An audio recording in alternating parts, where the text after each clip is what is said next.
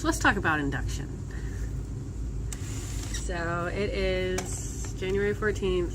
I'm taking a mini break. I am at work today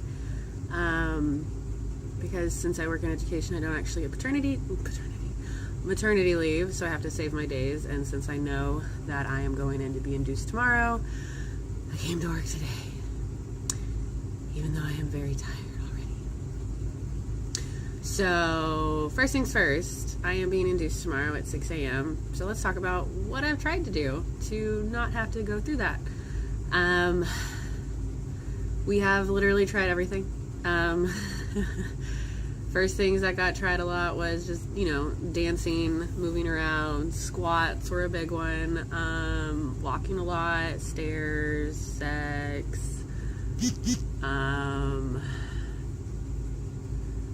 Red raspberry leaf tea, spicy food. We went to a lot of Mexican food because apparently the spice blend in Mexican or Italian dishes can help. Pineapple, including core. You have to eat the core because it has some kind of enzyme in it. And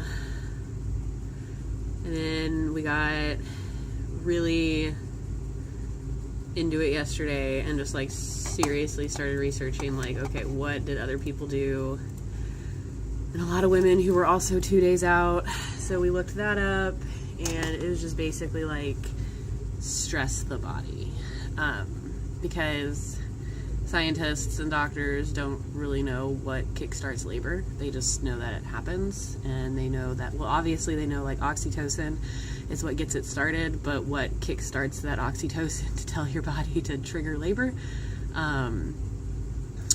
And there is a hormone called progesterone. I'll put it here and what it is.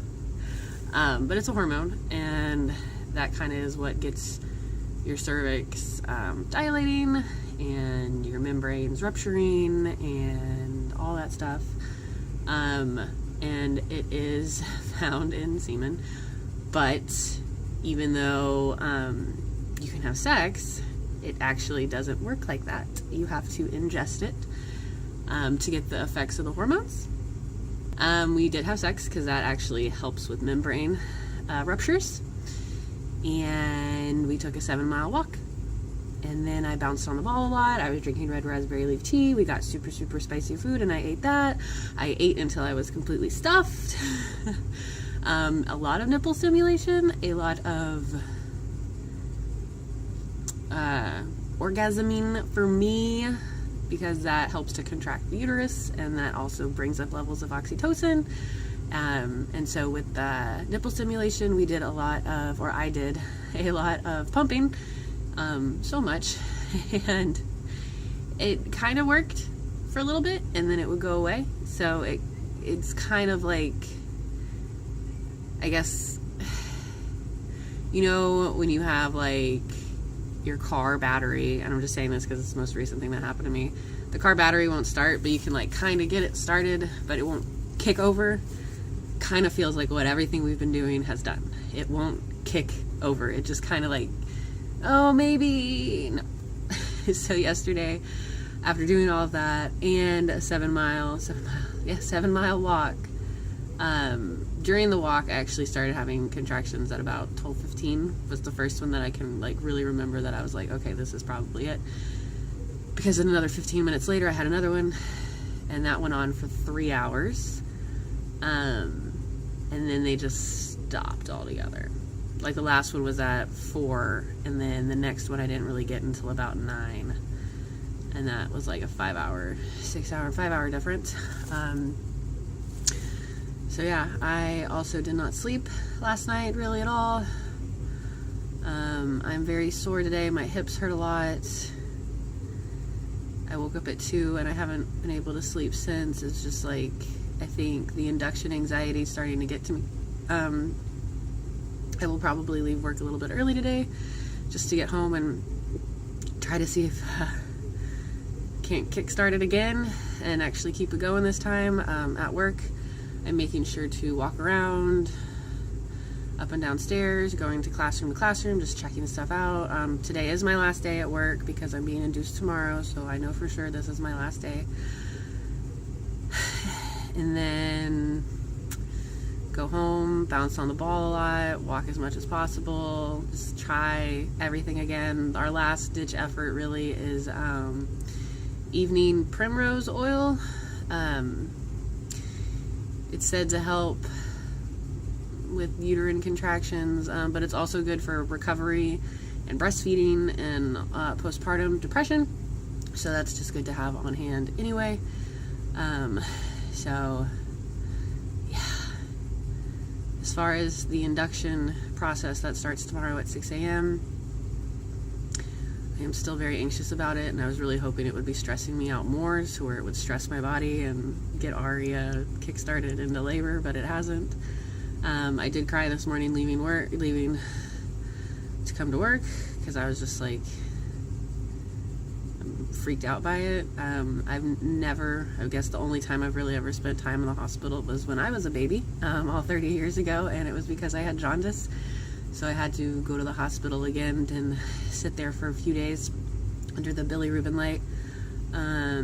So I'm really freaked out by having to go into a hospital for a procedure, basically.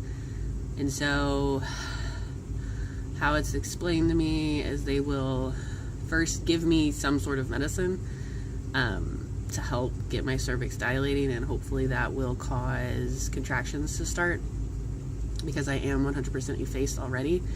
So she's right there. I just need my water to break or start dilating or start contractions, something.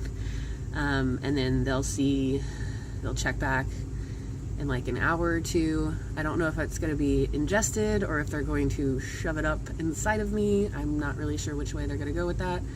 And then if that doesn't work, they might proceed to chew a membrane rupture, depending on where I'm at, because the last doctor's appointment my cervix was really high, so doing a membrane rupture was basically pointless, and I also wasn't dilated enough. So depending on where I'm at, they might try that, or they will just start me on a low-dose Pitocin, and basically Pitocin is the synthetic form of oxytocin, and then hopefully I can start going into labor and get progressed then, because if none of that works, the last option is a C-section, and I really don't want that, simply because recovery is horrible, and it's more expensive to start with. Recovery is really bad, and I would have to spend a longer time in the hospital, and I'm already stressed about that. So I don't really foresee having to get a C-section. I will not be doing an epidural, even though I have been told that the Pitocin contractions are way worse than normal labor. However, getting an epidural can actually make your labor last longer, because, as it was explained to me, the contractions you're supposed to feel uncomfortable with them. That way you try to move into more comfortable positions, and that is what helps the baby descend through the birth canal, and that's what helps you push the baby out. And an epidural, you're relaxed, and I don't need to be any more relaxed, because apparently I can't stress my body out enough to get her out of me, so I don't want to be relaxed while I'm in labor. That way we can get her out, and no telling how long it will take. Some people will be on Pitocin for 24 hours. Some people, they can go in, get like a low dose, and bam, it happens. So I'm honestly hoping we don't even get to the Pitocin. I'm really hoping that whatever pill they give me is what kickstarts her and gets everything started. So I have a ton of anxiety about it. I am getting a bit more okay with it. I mean, I don't have an option right now. We're trying to get her out naturally, but if that doesn't happen, it won't happen. So 6 a.m. tomorrow. Hopefully she'll be here before noon tomorrow, and it's crazy. Her birthday will be January 15th.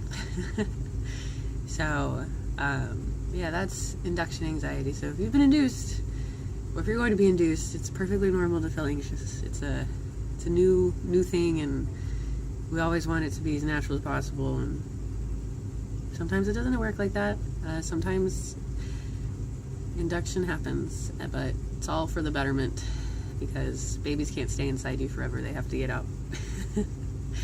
And with my high blood pressure, or with my blood pressure elevating, it's the safest option. So even though I am highly emotional about it, I know that it's going to be okay in the end, because we'll have a baby, and that's what we've been waiting for 9 months plus 8 years. So hopefully the next time I update, it will be Arya's birth story, and she will be here.